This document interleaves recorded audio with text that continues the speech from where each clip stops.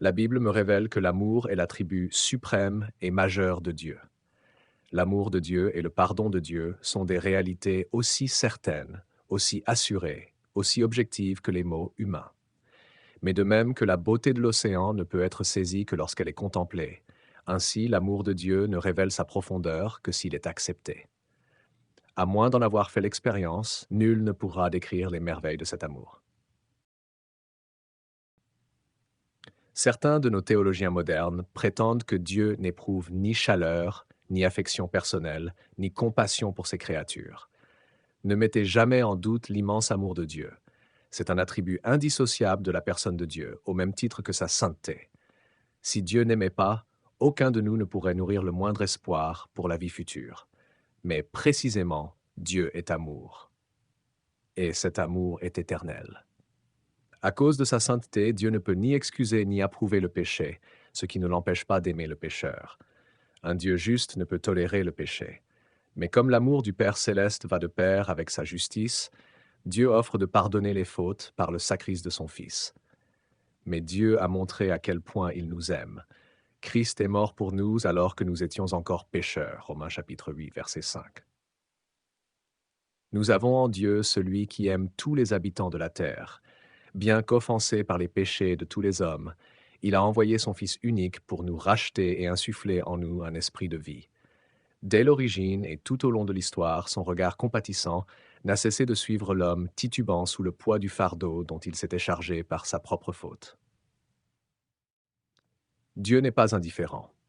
La scène du calvaire devrait suffire à montrer que Dieu n'est ni aveugle ni indifférent à la condition humaine, car à Golgotha, Dieu a souffert avec l'homme. Le mot compassion est formé de deux mots latins qui signifient souffrir avec. L'amour passionné de Dieu pour l'humanité s'est pleinement révélé à la croix. La compassion divine s'était incarnée en Jésus-Christ. Dieu était en Christ réconciliant le monde avec lui-même. 2 Corinthiens chapitre 5, verset 19.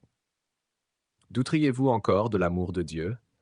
Le prophète Jérémie a écrit « De loin l'Éternel se montre à moi, je t'aime d'un amour éternel, c'est pourquoi je te conserve ma bienveillance. » Jérémie chapitre 31, verset 3. Paul décrit Dieu comme celui qui est riche en miséricorde et qui nous a aimés d'un grand amour. Éphésiens chapitre 2, verset 4. C'est l'amour de Dieu qui a conduit Jésus-Christ à la croix. Cet amour n'est pas né au calvaire. Bien avant que les étoiles de la création préédénique ne chantent les louanges du Seigneur, bien avant que le monde ne soit baigné des premiers rayons de lumière, bien avant que les tendres pousses d'herbe ne sortent du sol, Dieu était déjà amour. Vous pouvez remonter le temps jusqu'aux siècles innombrables qui ont précédé l'apparition du monde présent à la simple parole de Dieu. Lorsque la terre était encore informe et vide, lorsque l'éclat lumineux du trône de la majesté divine était séparé du vide spatial dans lequel se meuvent aujourd'hui les millions d'étoiles, par les ténèbres glacées et silencieuses. Imaginez et contemplez la gloire resplendissante de Dieu, tandis que les chérubins et les séraphins se voilent la face avec leurs ailes et se prosternent devant le Très-Haut et le Très-Saint. De ce sanctuaire au cœur de la voûte céleste et de ce rayonnement de la sainteté de Dieu, jaillit la parole qui révèle à nos oreilles humaines que nous sommes l'objet de l'amour divin et que l'agneau de Dieu a été immolé pour nous dès avant la fondation du monde. C'est l'amour qui conduit Dieu à créer un être à son image et selon sa ressemblance et à placer sa créature dans un paradis d'enchantement. C'est encore l'amour qui a poussé Dieu à placer dans le ciel les étoiles pour adoucir la nuit et le soleil pour fournir chaleur et lumière aux créatures. C'est toujours l'amour qui a inspiré Dieu lorsqu'il a rempli les rivières de poissons de toutes sortes et placé dans les forêts les arbres fruitiers les plus variés. La providence s'enracine dans l'amour. L'amour de Dieu est encore à la base de la permission accordée à l'homme de manger les fruits. Tu pourras manger de tous les arbres du jardin, mais tu ne mangeras pas de l'arbre de la connaissance du bien et du mal, car le jour où tu en mangeras, tu mourras. Genèse chapitre 2, versets 16 à 17. Soucieux au plus haut point du bien-être de l'homme, Dieu, dans son amour, l'a mis en garde contre l'unique danger dans ce paradis de délices. Mange de tous les autres arbres, mais pas de celui-ci, car il contient le germe de la mort. C'est l'amour de Dieu qui a poussé Dieu à chercher l'homme après que celui-ci eut commis la faute de manger de ce fruit, malgré l'interdiction expresse de Dieu. C'est l'amour de Dieu qui a conduit Dieu à appeler « Où es-tu, Adam ?» C'est l'amour qui a inspiré à Dieu le dessein de ramener l'homme déchu à lui. C'est toujours l'amour de Dieu qui planait sur le Sinaï et qui a mis les 10 commandements dans les mains de Moïse. C'est l'amour divin qui a gravé ces principes dans le cœur des hommes de tous les temps et les a érigés comme fondement de toutes les lois civiles et morales. Dans son amour, Dieu, constatant que l'homme était incapable d'être ce qu'il aurait dû être et incapable de faire ce qu'il aurait dû faire sans son aide, a promis un Rédempteur, le Sauveur destiné à sauver son peuple de ses péchés. C'est l'amour, oui, l'amour de Dieu qui a mis dans la bouche des prophètes des paroles telles que celles-ci. Nous étions tous errants comme des brebis, chacun suivait sa propre voie, et l'Éternel a fait retomber sur lui la faute de nous tous.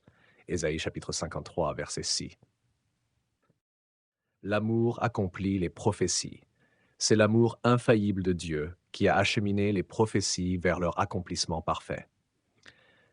Au jour J décidé par Dieu, en un endroit choisi par lui, le Fils de Dieu est venu sur terre. L'amour que Dieu le Père a éprouvé pour le monde est aussi l'amour que le Fils de Dieu a ressenti pour l'humanité. C'est dans cet amour que s'est enracinée sa compassion désintéressée pour les malades, pour les malheureux et pour ceux qui étaient écrasés par le péché. C'est par amour que Jésus-Christ s'est fait pauvre pour que nous soyons enrichis. C'est l'amour de nature divine qui lui a fait supporter la croix, mépriser la honte et endurer l'opposition des pécheurs. C'est l'amour qui le soutenait quand il était faussement accusé de blasphème, puis conduit à Golgotha pour être exécuté en compagnie de brigands. Jamais il n'a levé la main contre ses ennemis. L'amour seul l'a empêché d'appeler 12 légions d'anges à son secours. C'est encore l'amour qui lui a fait prendre soin du brigand repentant, alors qu'il était lui-même exposé à de terribles souffrances. Il a trouvé la force de réconforter et de pardonner à ce brigand qui implorait sa miséricorde par ces mots. « Seigneur, souviens-toi de moi quand tu viendras dans ton règne. » Enfin, c'est mu par un profond sentiment d'amour qu'après avoir été soumis au pire châtiment connu infligé par des hommes déchus, il a poussé ce cri étonnant. « Père, pardonne-leur car ils ne savent pas ce qu'ils font. » Luc chapitre 23, verset 14.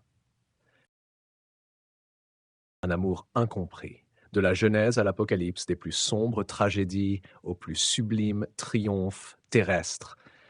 L'histoire mouvementée des hommes qui associent les abîmes humains aux sommets les plus sublimes de l'amour divin peut se résumer dans ces quelques mots. Car Dieu a tant aimé le monde qu'il a donné son Fils unique, afin que quiconque croit en lui ne périsse pas, mais qu'il ait la vie éternelle. Jean chapitre 3, verset 16. Bien des personnes se méprennent sur le sens de cet attribut divin. Affirmer « Dieu est amour » ne signifie nullement que tout va pour le mieux dans le meilleur des mondes possibles, ni que Dieu ne pourrait pas sanctionner le péché.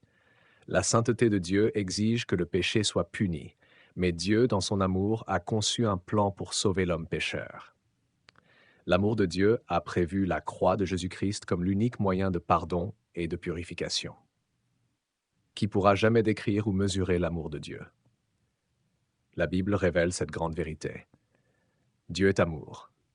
Quand nous prêchons la justice de Dieu, celle-ci est tempérée par son amour. Quand nous parlons de la sainteté de Dieu, celle-ci est indissolublement liée à l'amour de Dieu. Quand nous parlons d'expiation, il s'agit d'une expiation conçue par l'amour, offerte par amour, accomplie par amour, exigée par l'amour. Si nous annonçons la résurrection de Christ, nous ne faisons que souligner le miracle de l'amour. Et quand nous attirons l'attention sur le retour de Christ, nous dévoilons l'accomplissement de l'amour. Un amour sans contrainte. Quelle que soit la nature du péché commis, quelque horrible que vous paraisse votre forfait, Dieu vous aime. Peut-être êtes-vous à la porte de l'enfer, mais Dieu continue de vous aimer d'un amour éternel. Toutefois, parce que Dieu est saint dans sa nature, notre péché a érigé un mur entre lui et nous. Mais grâce soit rendue à Dieu, en raison de l'amour qu'il porte aux hommes, Dieu a tracé une voie de salut, un chemin de retour à lui. et ce, par Jésus-Christ, son Fils. Cet amour de Dieu est incommensurable, parfait et sans fin. Cet amour qui vise tout être humain peut être délibérément refusé, catégoriquement rejeté. Dieu ne fera violence à aucune conscience humaine. Après avoir écouté une prédication sur l'amour de Dieu, vous pouvez dire « Non, je n'en veux pas ». Dieu vous laissera libre de poursuivre votre chemin sans son amour. Mais si vous voulez bénéficier de cet amour, si vous voulez en jouir, alors il faut nécessairement que vous l'acceptiez comme une réalité objective. Cela signifie que vous devrez adopter une attitude consciente d'engagement et de soumission à l'amour de Dieu. Cet acte volontaire, nul ne peut l'accomplir à votre place. Vous devez savoir qu'il est parfaitement possible d'entendre prédication sur le thème de l'amour de Dieu et néanmoins mourir sans Christ. La seule réponse capable de changer le cours de votre vie consiste à dire dès maintenant, j'ouvre mon cœur à l'amour de Dieu en accueillant le Seigneur Jésus-Christ. Le cœur de Dieu en quête d'amis. Aujourd'hui, comme à l'aube de l'humanité, Dieu vous propose d'entretenir avec lui une réelle communion. Le cœur de Dieu aspire à communier avec ceux pour lesquels son Fils a donné sa vie. Il y a plus de 9 siècles, le rabbin juif Meir ben Isaac Nehorai a exprimé sa foi dans les lignes suivantes. Si l'océan n'était qu'une immense réserve d'encre, si les cieux ne formaient qu'un parchemin sans limite, si chaque brin d'herbe se transformait en plume à écrire, et chaque homme en écrivain de génie, l'océan d'encre serait asséché. Le parchemin céleste serait rempli avant que ne soit racontée toute l'histoire de l'amour divin. À cet amour de Dieu, qui a inspiré tant de poètes, de compositeurs et de peintres, vous pouvez répondre personnellement en acceptant aujourd'hui Jésus-Christ comme Sauveur, votre Maître et votre Seigneur. Cet amour accueilli aura alors le pouvoir de transformer votre vie.